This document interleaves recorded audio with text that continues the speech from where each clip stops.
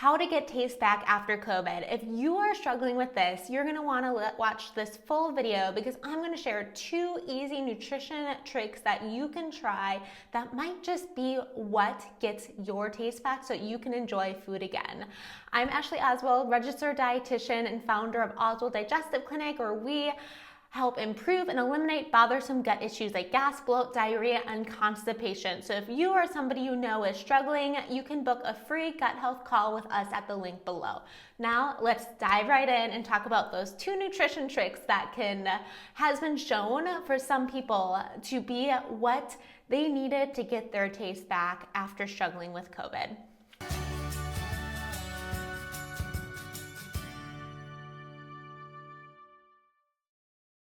So let's start by talking about why is this important? How many people are actually being affected by loss of smell and subsequent taste after having COVID? So I pulled some review articles. There's a lot of research on PMID and reviews and kind of analysis of statistics as far as how many people are being affected by this. And what most of the research is focusing on is it being a symptom of course, COVID-19.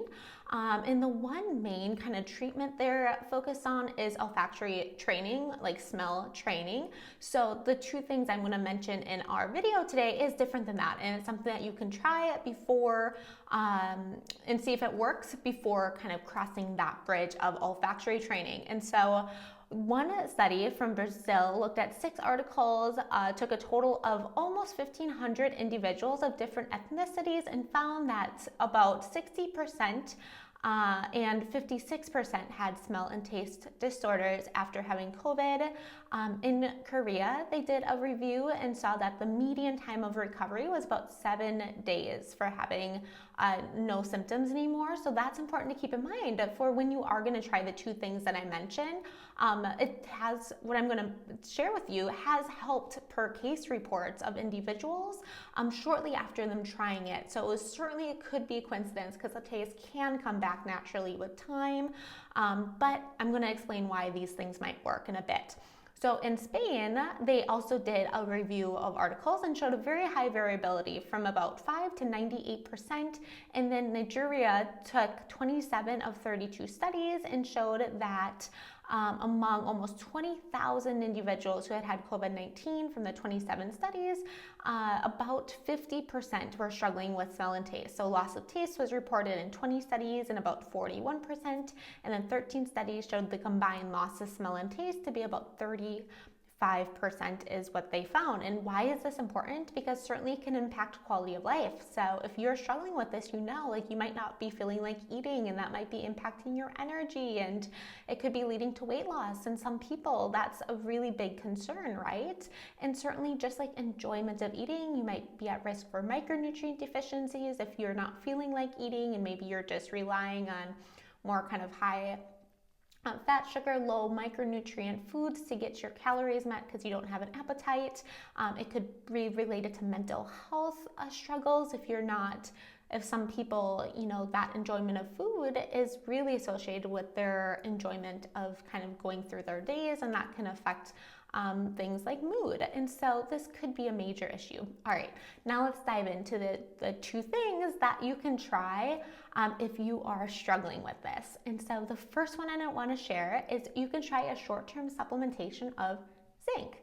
So why do I say this? And why might zinc be a reason for loss of smell and taste? Because sometimes it's that loss of smell that can cause a loss of taste, but for zinc, it's related to this loss of taste after having COVID. So we have some good research showing the importance of the body needing zinc to recover from viral issues. So it might be that after having this virus, your body might have used up your zinc stores, and that could be contributing to your loss of taste. And we actually know that low zinc can cause loss of taste in the conventional field. I was taught this during my internship at a Harvard teaching hospital back in 2012 with end-stage kidney disease in patients.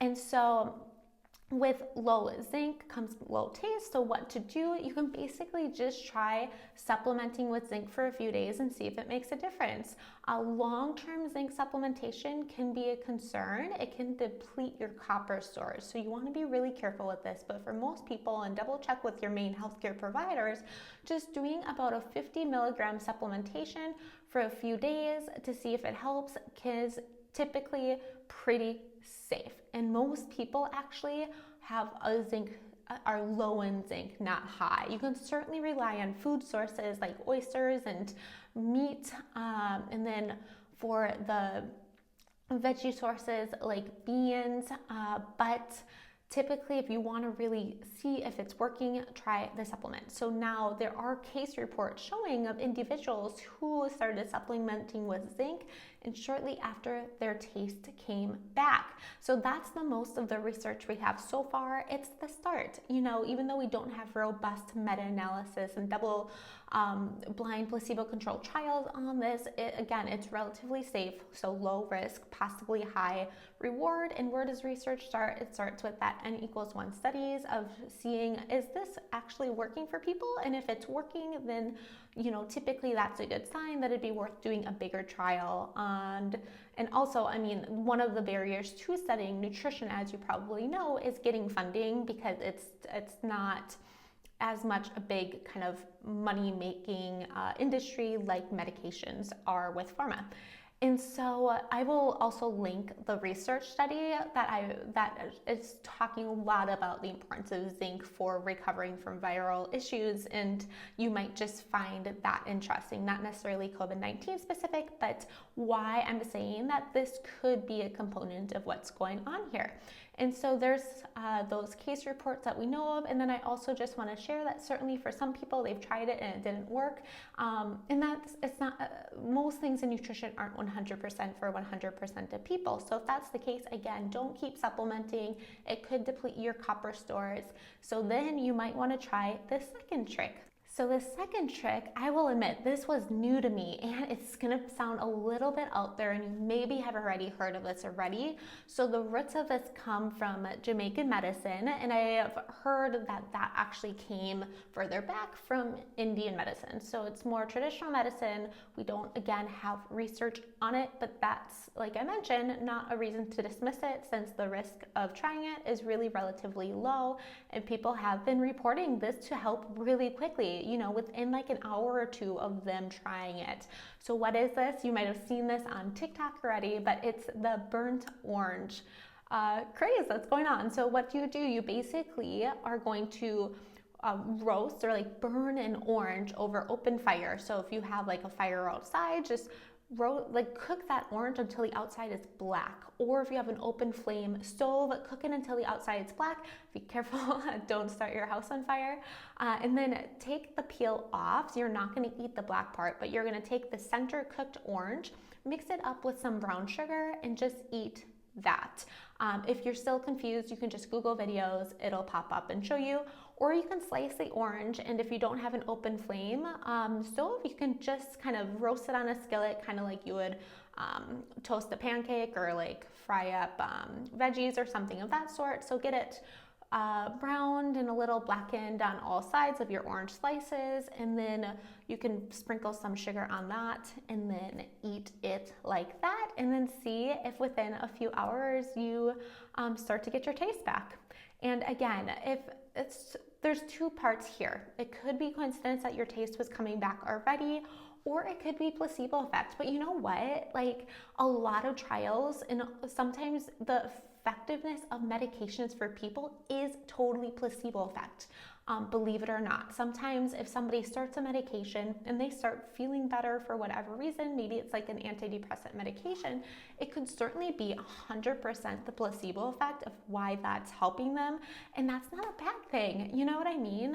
Why would we kind of throw that out as a possible solution to something like getting taste back? So I just wanted to put that little kind of FYI in there. So 2 things that you can try: the zinc supplementation for a few days. I will do like 15 milligrams zinc. I'm going to link one below, a good quality one below for you in case you want to look, check with your main healthcare provider. Take that for a week and see if it helps. And again, don't take it long term without potentially getting testing or checking with us if you're a client of our clinic, or your kind of dietitian, to make sure that it's safe for you. And then the burnt orange. So I hope this was helpful for you. Let me know if you try either of these 2 things and if it's helpful. All right, hope you all have a great day, and I'll see you next week at 10 a.m. on Tuesdays Central Time for our next video.